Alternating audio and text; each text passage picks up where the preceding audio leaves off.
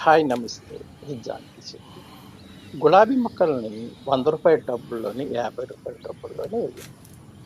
ఒక రూ. 50 గులాబీ మొక్క కొనుక్కొని రూ. 50 టబ్బు గాని, రూ. 100 టబ్బు గాని వేసి మంచి మట్టి, మంచి మట్టి అంటే నేను చెప్పాను కదా! 1:1:1 వేపపిండి, ఫంగస్ పౌడర్ వేసేసి మీరు మొక్క పెట్టేసి, కాస్త పురుగు పుట్ట రాకుండా, కాండ తెగులు రాకుండా ఈ రెండిటికి కూడా మీరు జాగ్రత్తలు తీసుకుంటే గులాబీ మొక్క టబ్బంత అయిపోతుంది.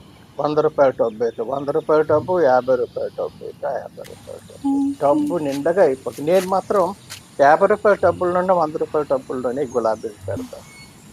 కాస్త కేర్ తీసుకుంటాను. ఈ మధ్య కేర్ తీసుకోలేదు. మొక్కలు పాడైపోయాయి. కేర్ తీసుకుంటాను ఇప్పుడు.